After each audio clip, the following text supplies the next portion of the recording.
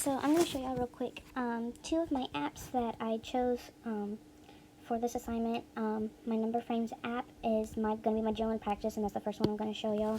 I have a friend of mine who homeschools her children, and she told me that before even this pandemic went down, this is a very useful tool of hers in her household, especially because her kindergartner still struggles with basic addition and subtraction, and this is a tool she uses to assist her. I'm just going to show y'all how she showed me her child uses it, which I found to be beneficial for possibly any kindergartner. So what she does is she brings out her number frames, and she will give her child equations such as 7 plus blank equals 10, where she is finding the missing number. So she'll take her counters. These counters can be different colors, different counters itself, so it's not just the boring red or boring circles or whatever. So we're going to use red ladybugs and green frogs for fun.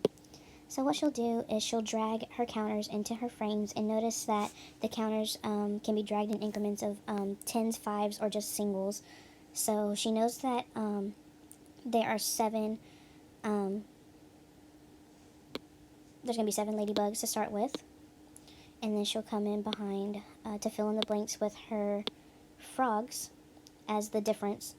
And then she'll go in with a different color marker, and she'll circle her frogs to give her answer of 3. And then she'll do the same with another number frame, but what she'll do for subtraction is start with the 10, fill in the blank, find the missing number for the equation 10 minus blank equals 6.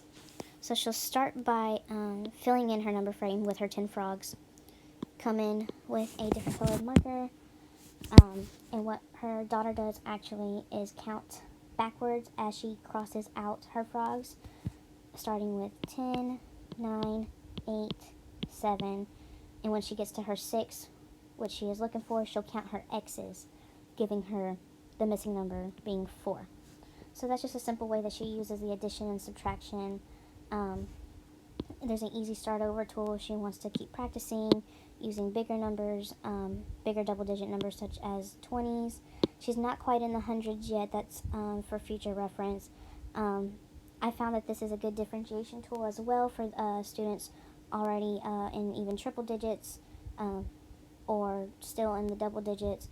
Learning multiplication, you can use this tool as well, or you can use the hundreds tool for multiplication. These are also really good for fractions. We're going to delete this one so I can show all the fractions. Representations, simple representations such as 2 over 10, or making that 4 over 10. Simple math, basically. Really good tool. Like I said, good differentiation. I feel like this is useful for any grade, really, anywhere between pre-K even up to 6th grade for those still using multiplication strategies. So we're going to move on to my drill and practice, which is K-12 money. I felt this app is really good for students still learning how to count with coins alone, such as the younger grades, kindergarten and 1st grade. And there's also a feature where you can move on to bills and coins for grade levels such as 3rd and up, sometimes even 2nd grade and up. My 2nd graders are actually interested in using bills to count. So there's many different difficulty levels, easy, medium, difficult for coins, easy and difficult for bills. I'll just show y'all quick. Coins on medium level. Solve the problem above by enter the amount.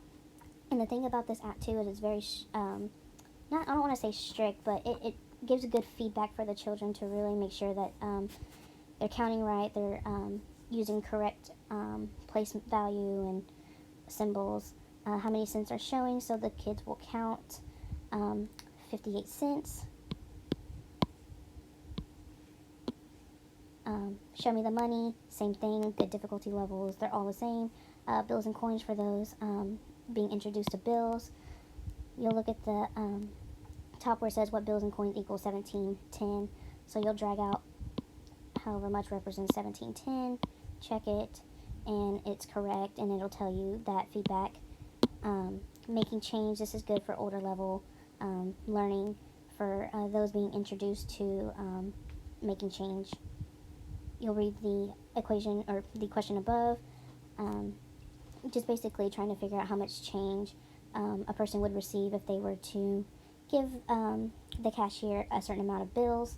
So in this case, the customer gave them $26.82 and she paid with $30. So if you do the math on scratch paper or just at the top of your head, you'll know that the customer will receive $3.18 back. So you'll make that change and it'll check it for you.